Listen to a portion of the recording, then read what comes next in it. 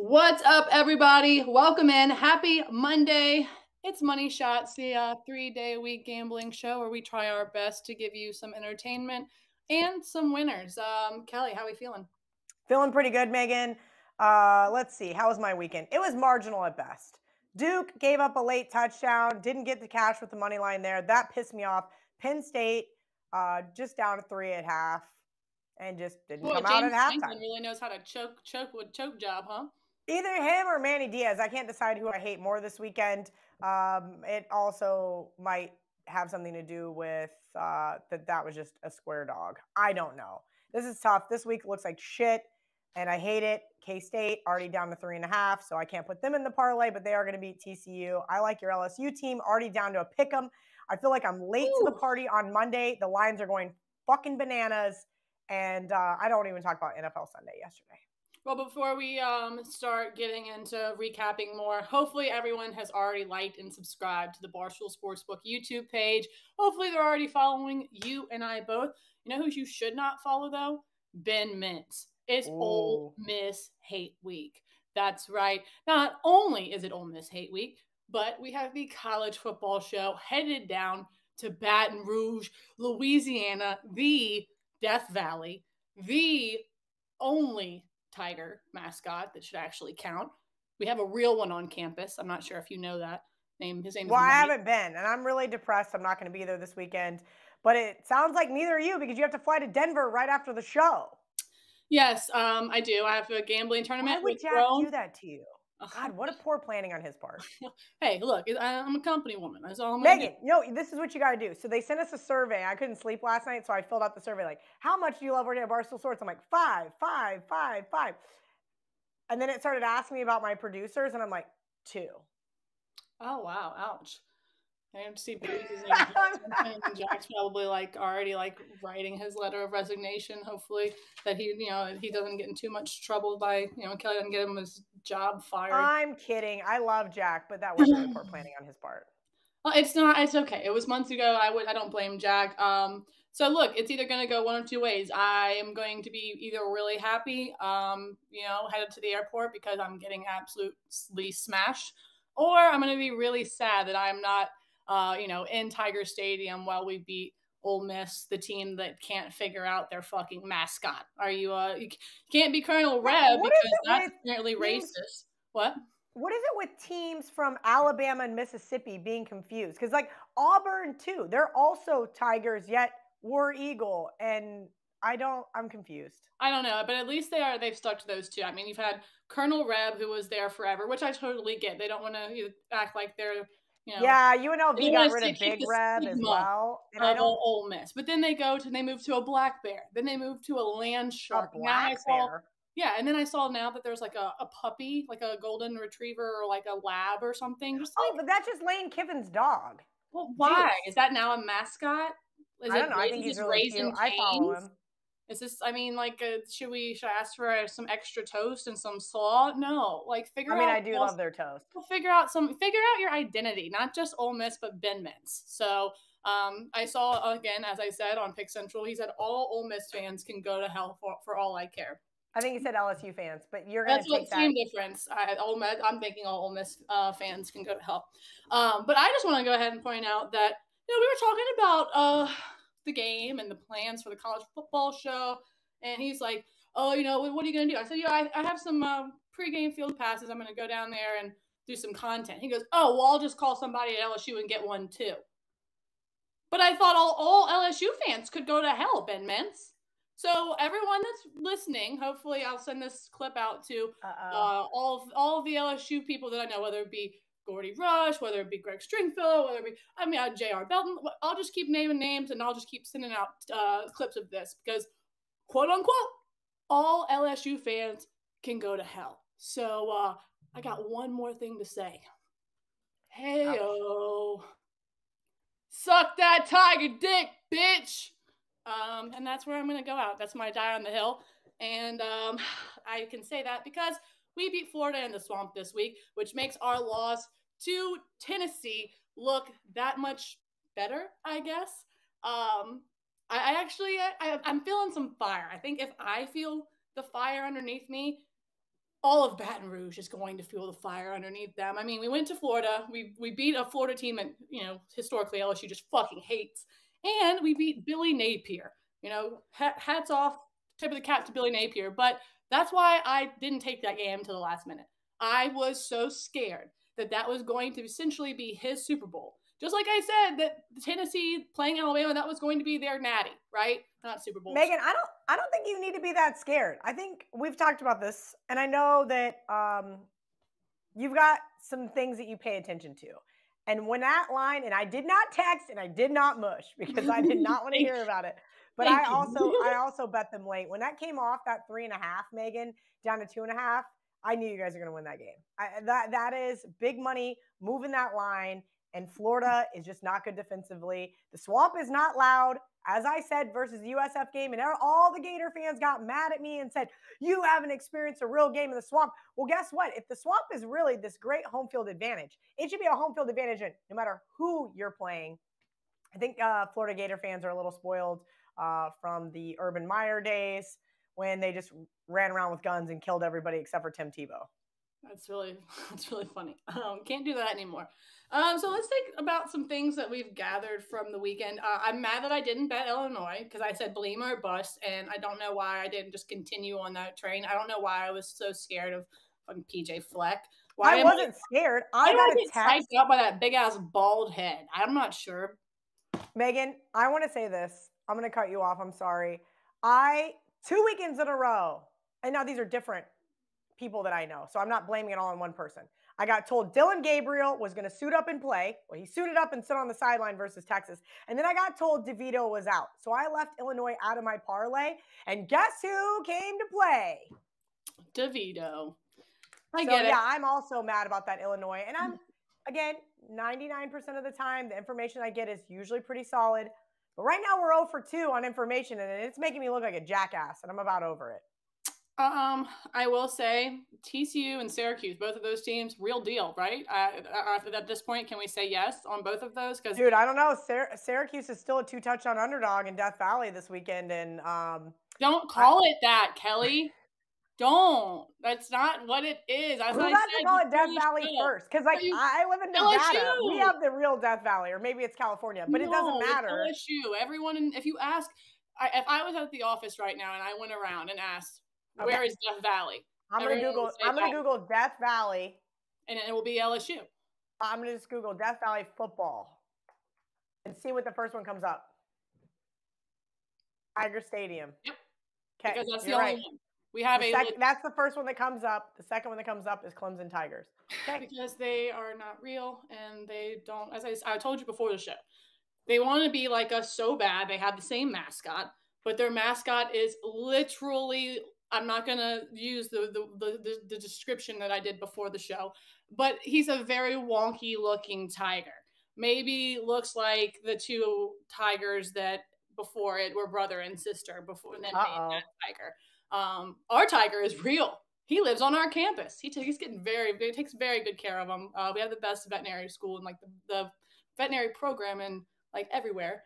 You might want to fact check that because I believe my alma mater is #1, but go off, girl. Well, I mean, you don't have a live tiger on your campus. So until you get a live wildcat, I'm not sure exactly what that is. I'm not sure what a wildcat is either. I think it's kind of like Jayhawks in Kansas. We just have mythical creatures. But we definitely have a lot of exotics. I told you this before. When you shave a zebra, it's got shaved skin. And I know that because it went to K-State. Megan and I both want to be veterinarians when we were little. It's kind of weird that we both grew up to be sports bettors. That is really funny. And we have the same middle name. God, also very weird. I also want to say Mississippi State is the most predictable team when it comes to picking games that they're going to lose.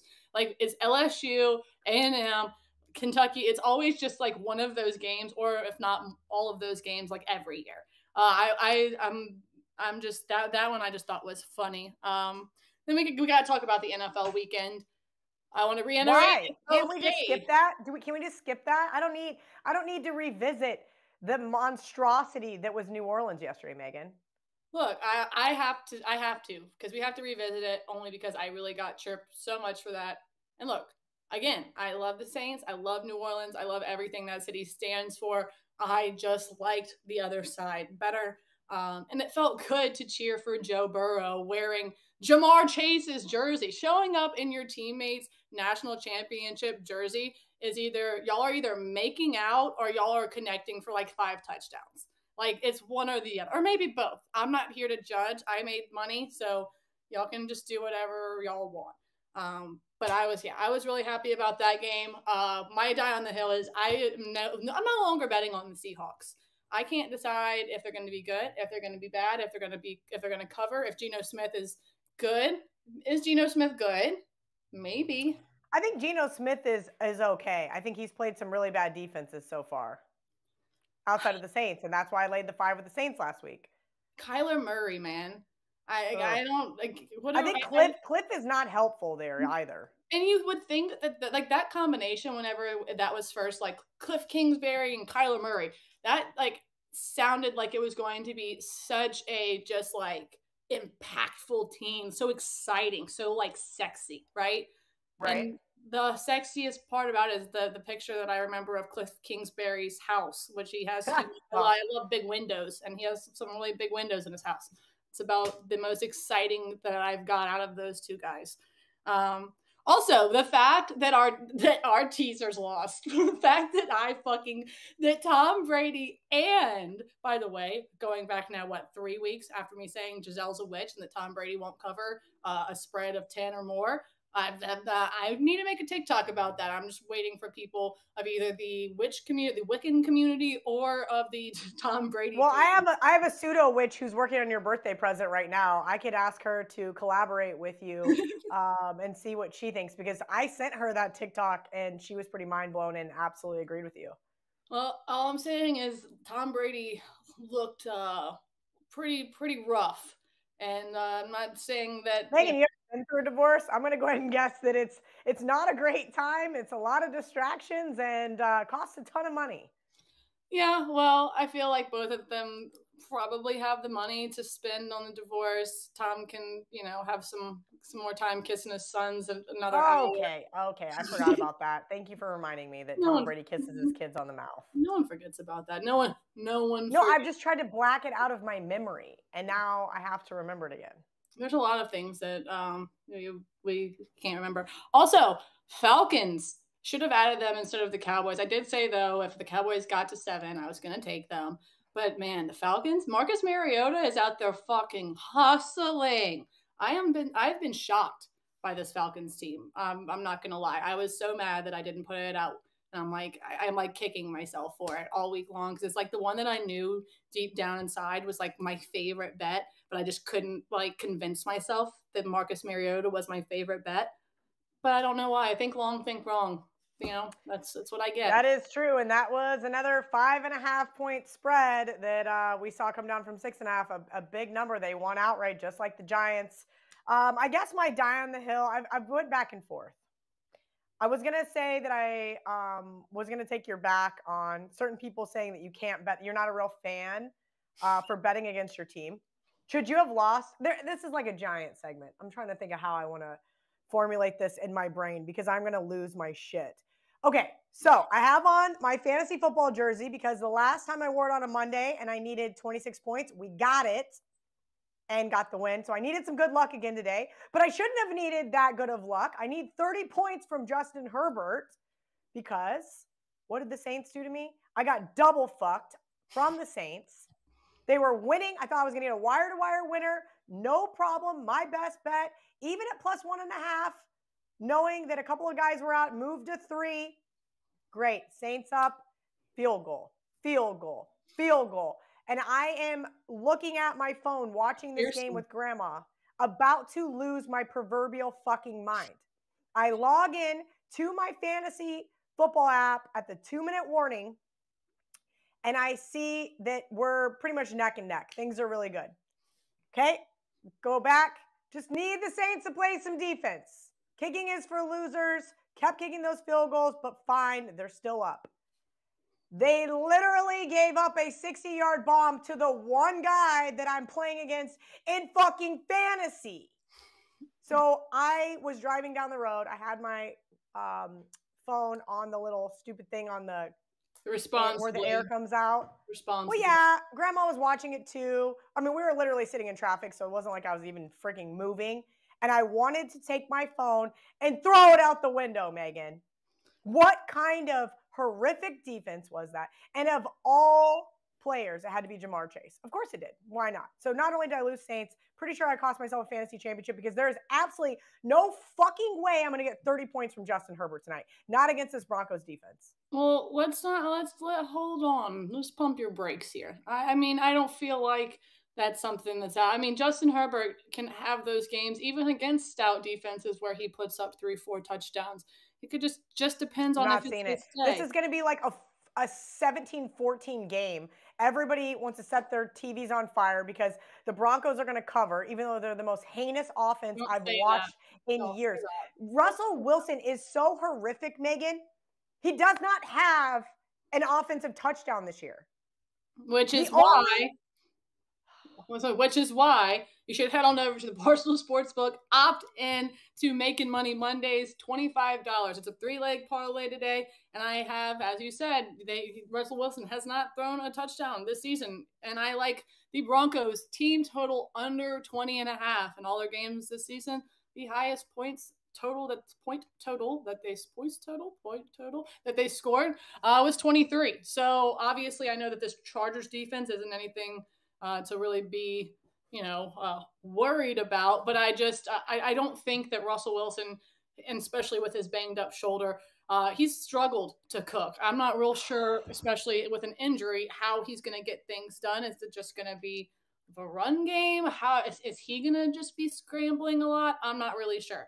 However, that is leg one. Leg two, I like Austin Eckler over 36.5 receiving yards. He's done this in every single game but two, and one of those two, he hit 36 right on the head.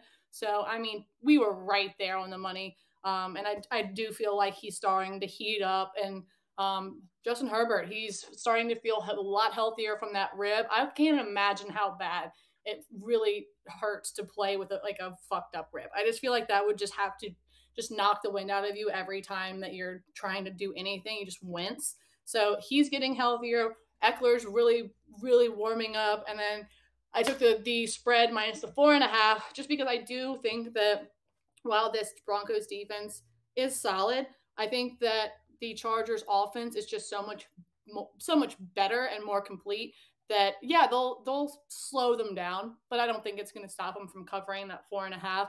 I think it could be a 7, maybe like 9-point game. But that's what I'm leaning here, just because I don't think I can put any money or any trust in this Broncos team until Russell Wilson does do something. And with him being injured, with this Chargers team heating up and things kind of looking better for them, I feel like I'm burning my money if I put anything on the fucking Broncos right now.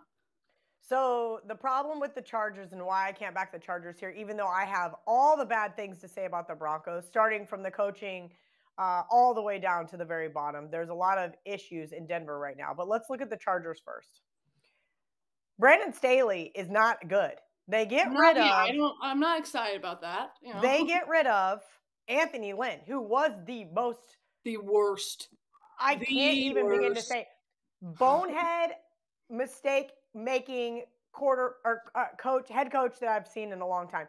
So much so that Nathaniel Hackett is like really trying to vie for that new title because he is a fucking moron as well.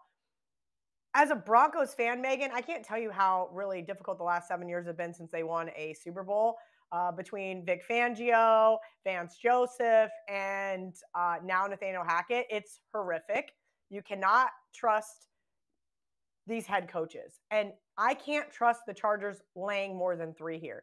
If you look at them historically, laying more than 3 points is not their forte. But I do think they can get the running game going against Denver.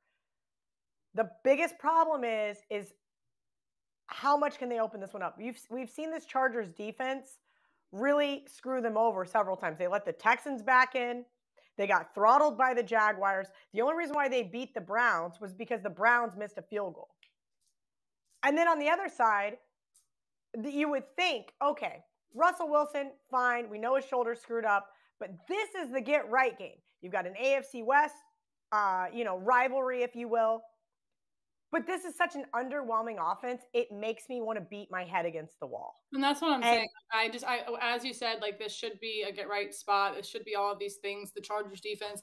I have watched the Broncos, and I have been so they can't pass the eye test. Underwhelmed, and that's my problem. Is I am much. I don't say much more, but if I see something that I like, a la Joe Burrow to Jamar Chase, like they were heating up. I felt like that was going to happen, and that's why. And Che nailed it. I believe Che called his over receiving yards. Joe Burrow over the 1.5 touchdowns. But I think Che pretty much nailed it. I would have to go back and look, but that's just something I also felt. So it's just like, I can't unless I see Russell Wilson have a good game, and look, that could change my entire thought about the Broncos just like that, because I am an overreaction type of girl. I love a good overreaction. So if I were to watch the Broncos just throttle the Chargers tonight, maybe I could be like, you know what? I don't think there'll be any throttling. I think this is going to be a terrific game. But this is why I don't want to take the under either, because I feel like no, I can't take the under, Megan. Not tonight. Are you kidding me? Did you just see what happened against the Raiders? Like, this Broncos offense sucks so bad. But if I take the under tonight, I can promise you right now the Chargers are going to be Swiss cheese. The defense is so infuriating. They were supposed to be better with Bosa. They have, or not Bosa. Not my brain. I can't even begin to think. My brain is that fried. I'm that upset about the Broncos. So I apologize. That is where. Don't apologize. Just go opt in, bet $25 on the Makin Monday Mondays. All right. Make sure y'all are liking and subscribing to the Barstool Sportsbook YouTube page. Make sure you follow Kelly and I. Make sure you're following Money Shots on Twitter and on Instagram. Again, the college football show will be live from Fred's in Baton Rouge. This essentially is my Disney World. People might laugh at that, but that's how much I love Fred's, and that's how much everyone else from New York is going to love it too. You can just ask whether it was Caleb that went down there, or anyone that has met Mark and Betsy. Shout out Mark and Betsy. I love you guys. You fall in love with Baton Rouge. You fall in love with Fred's. We'll see you back here Thursday talking some college football with Rico. And then I will be out Friday and Monday because of travel, unfortunately. Well, fortunately and unfortunately, but you get it. And so we'll see you back here Thursday. And yeah, Chase Friday, and then Rico again maybe on Monday. We'll see. We'll see you guys, and make sure you go bet my promo and like and subscribe.